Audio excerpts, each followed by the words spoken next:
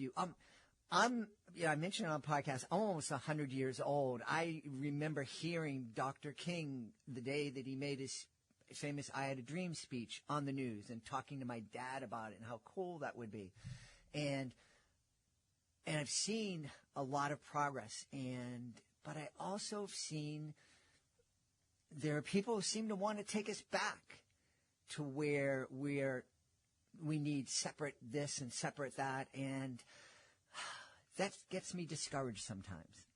It's disappointing. It really is. But I do believe in our country and that we'll make the right decision. I pray for it every day, especially as a mom, right? I don't want to see us go back to a time where things were separate and, not integrated, because we've seen the beauty of when we are all working together.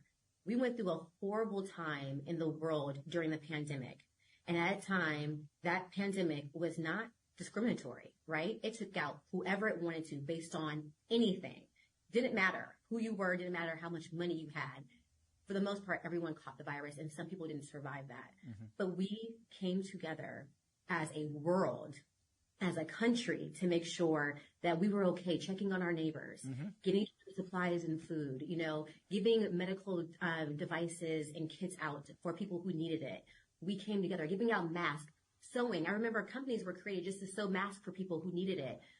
Spirit industry, they turned, some of their inventory into hand sanitizers. So we came together, and that was beautiful. And I would like to continue seeing that, because at the end of the day, you don't want to go backwards, because if you go backwards, it is a fail for our country.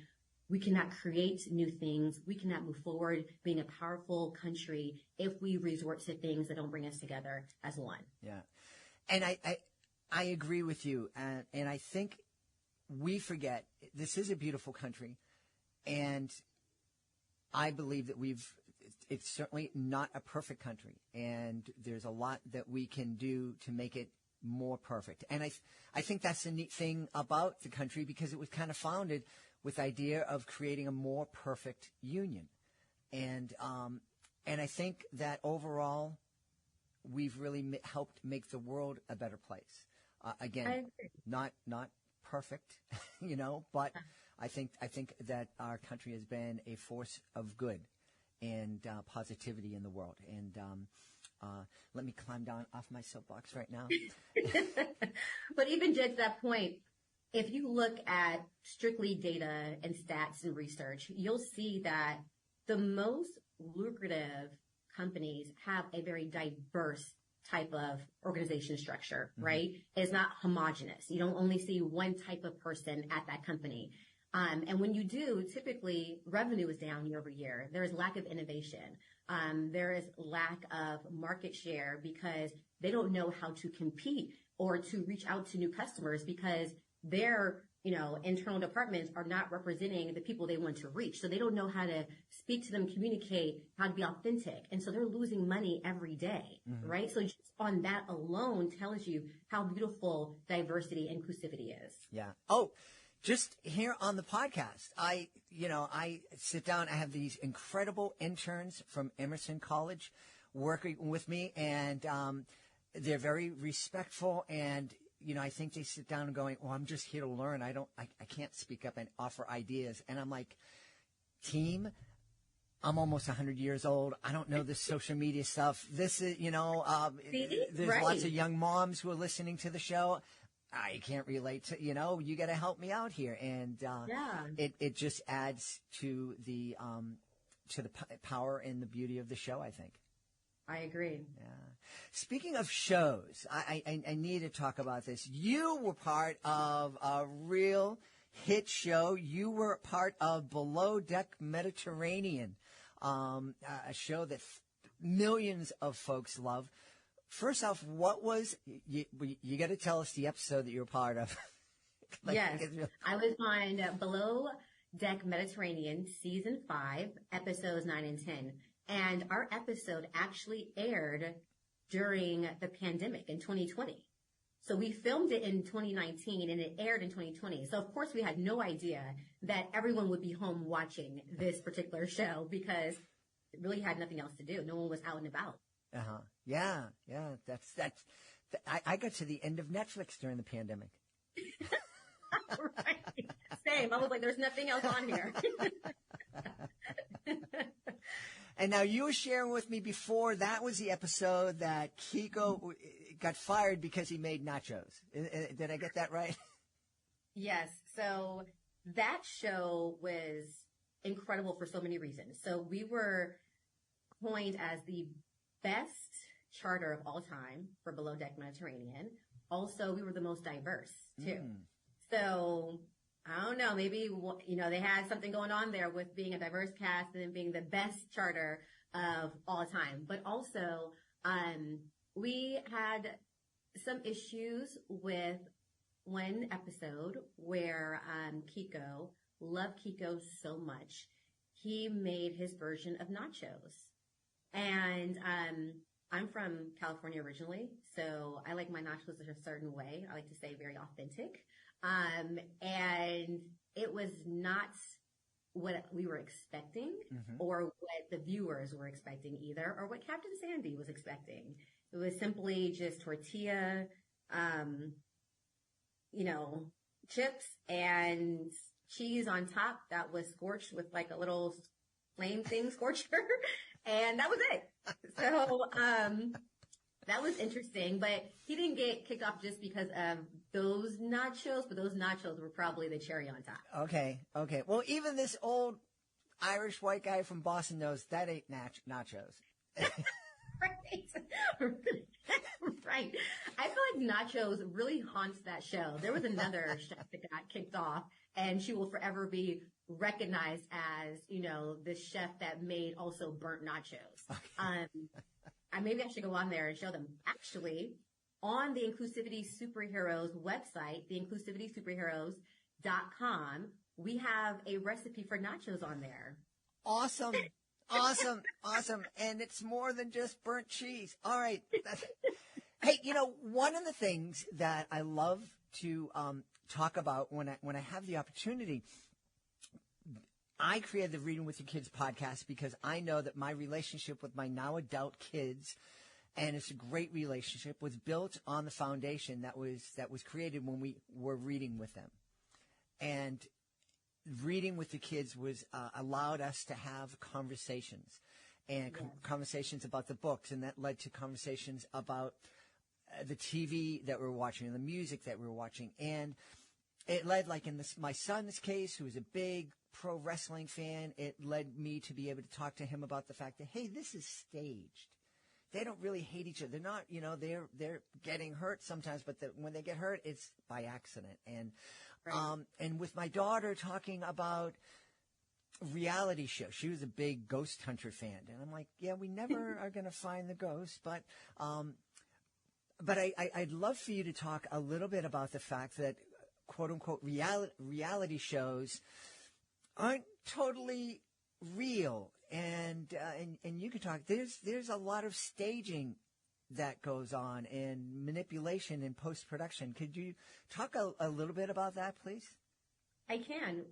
What's interesting is that Below Deck Mediterranean was actually not staged. It was real. Okay. Out of all of the other shows that are on air, that is one that is very authentic because of the scenario that we're in, right?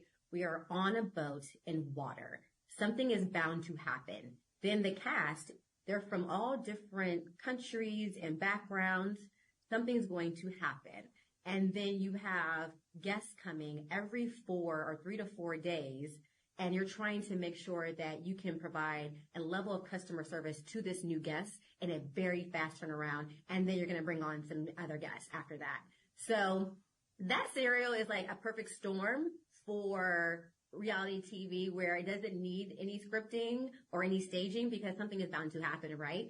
But for other shows that rely on that because, they're not as different in terms of, they're not on a boat in water with different casts every week or different guests every week. That is created really to make sure that viewership is up, and that they can get advertisers to pay for the production and to pay for the cast and the crew on the show. And also to create a sense of escapism for people who really don't have that type of life, who kind of, live a normal standard life, who need something creative or need some inspiration or need to maybe get some drama as well because they don't have that in their day to day. So I like to say reality TV is really like the new age soap opera, it's very similar to that because remember the soap operas, even they're still airing on today. It was different scenarios. They have a cast. There's always drama and then the suspenseful music. Tune in next week to see what happens. Yeah. So, it's just a new form of entertainment that has really picked up a lot in today's world. Yeah. Well, yeah, I'm glad you shared that because I think, again, it's like helping our kids become media literate, financially literate, being able to read literate, I guess literate. I think it's so important, and it's our job as parents because we are our kids' first and most important teachers. I agree. Yeah. I agree. And they learn so much from us. So, yes, they'll have some screen time, but it's just as important to have, if not the same, more time where they're off the screen and they're getting real world experiences with their parents.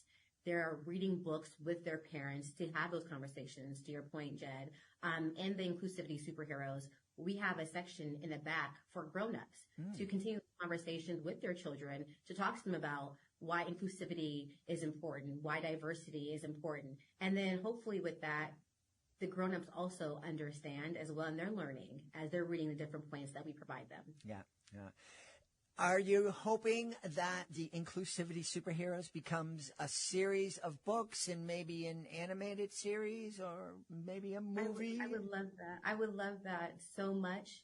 When I got done with the first book, I was like, thank you. This was an amazing experience. We got through it, our first book. And then my daughter the same day was like, okay, so when's the second book coming out? Like, when are you going to start working on that? I'm like, oh my gosh, can I read?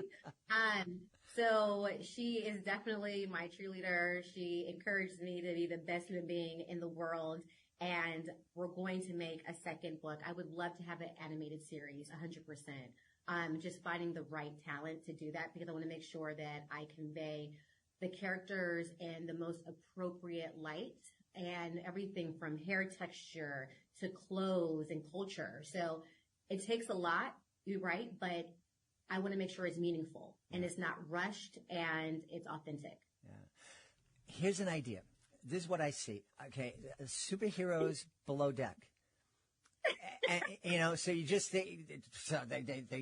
decided they're going to go on vacation. They're going to go on this boat and I love it. Kiko is making superhero nachos that are a little bit better than the ones he made for you. Hopefully, fingers crossed. And that's one of the superpowers. You could have a new character who has a superpower of making nachos that are perfect. Sounds good. Hey, please remind everybody where they can go to find out more about the Inclusivity Superheroes and find out more about you. Yes, so to find the Inclusivity Superheroes, A Tale of Diversity and Unity, you can purchase it on Amazon. You can also check out our website, theinclusivitysuperheroes.com. Purchase it there. And we also have some interactive elements on the website too. So check it out, like recipes and coloring activities. You can find me on LinkedIn at Crystal Foote. Awesome. And, I would love, I want to challenge folks who are listening. Go get that recipe for the nachos. Create the nachos. Take a picture of you and your kids and tag Crystal. Yes. So she can see them, and then we can show Nico how to really make some bomb nachos. Kiko. I think you combined nachos and Kiko together. I did. Well, he doesn't deserve full credit until he